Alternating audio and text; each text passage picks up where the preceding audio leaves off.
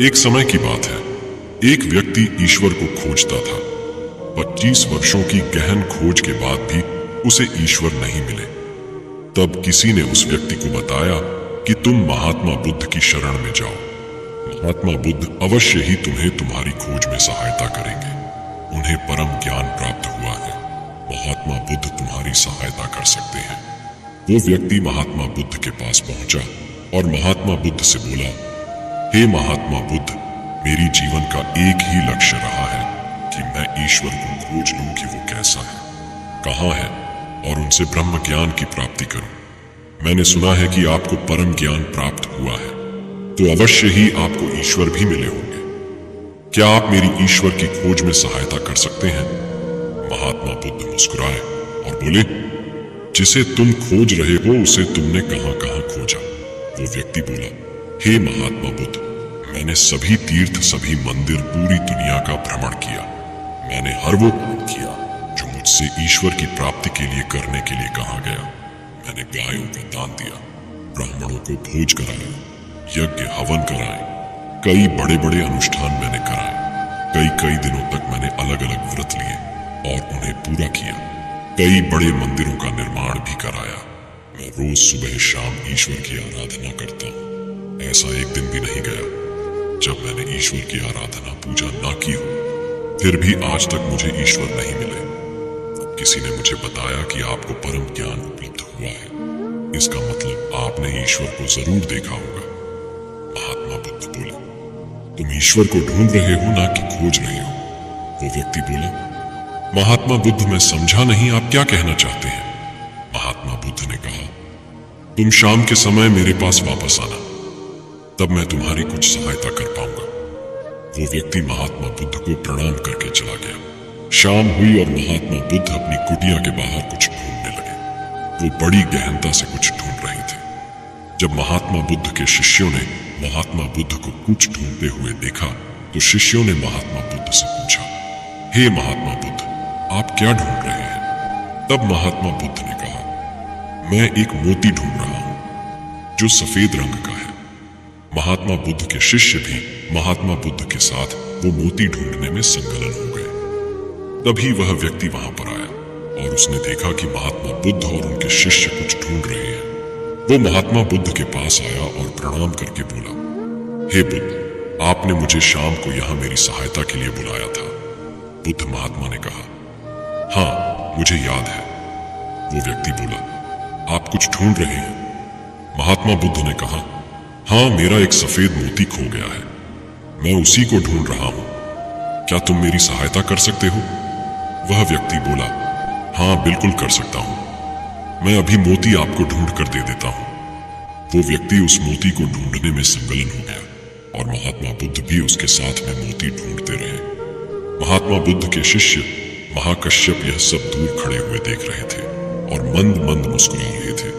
यह देखकर महात्मा बुद्ध के एक और शिष्य आनंद ने महाकश्यप से पूछा, महाकश्यप, आप महात्मा बुद्ध की सहायता क्यों नहीं करते? महाकश्यप ने कहा, आनंद, बुद्ध को किसी की सहायता की जरूरत नहीं है। ऐसा हो ही नहीं सकता कि बुद्ध जैसे परम ध्यानी से जो पूर्ण ध्यान बन चुके हैं कोई वस्तु खो जाए।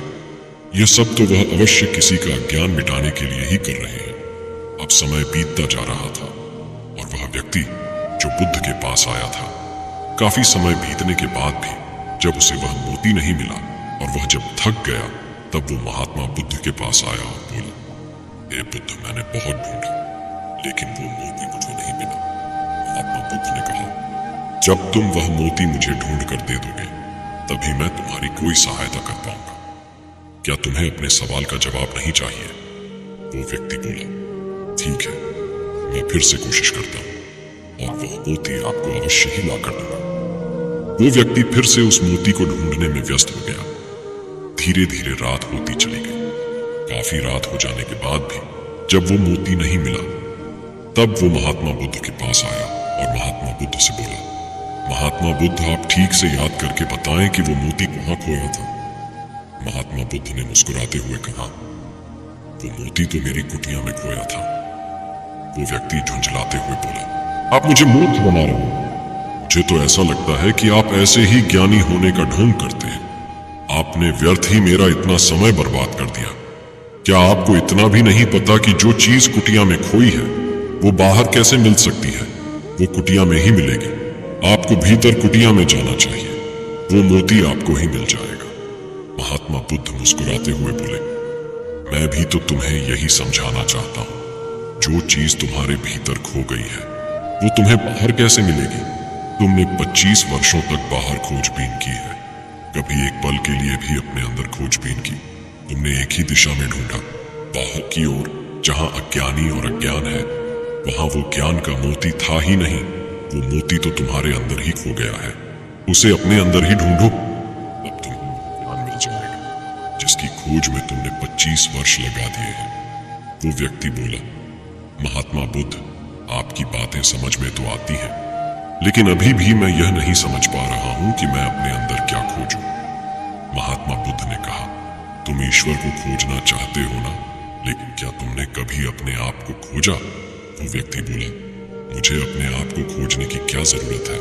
मैं अपने आप को संपूर्ण रूप से जानता हूँ। मैं अपना नाम जानता हूँ, मैं अपने माता पिता को जानता हूँ, मैं अपना घर जानता हूँ।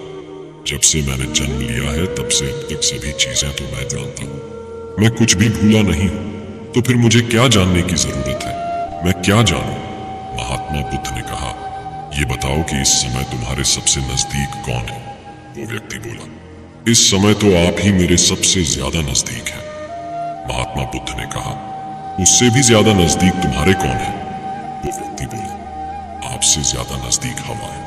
महात्मा बुद्ध ने कहा, हवा से भी ज्यादा नजदीक तुम्हारे कौन है? वो व्यक्ति सोचते हुए बोला, हवा से ज्यादा नजदीक तो मेरे वस्त्र हैं। महात्मा बुद्ध ने कहा, इन वस्त्रों से भी ज्यादा नजदीक तुम्हारे कौन है? तब वो व्यक्ति सोच में पड़ गया और महात्मा बुद्ध से बोला, महात्मा बुद्ध, इनसे ज्यादा नजदीक तो कुछ भी नहीं है, तब तो मैं स्वयं हूं। तब महात्मा बुद्ध ने कहा, अपनी आंखें बंद करो और बिल्कुल शांत होकर ध्यानपूर्वक अपने में खोजो कि तुम्हारे सबसे नजदीक क्या है।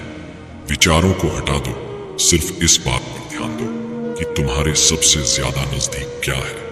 उस व्यक्ति ने अपनी आंखें बंद की और समय बीतता गया। उसने अपनी आंखें खोली और तब महात्मा बुद्ध ने कहा, अब तुम्हारे सबसे ज्यादा नजदीक क्या है?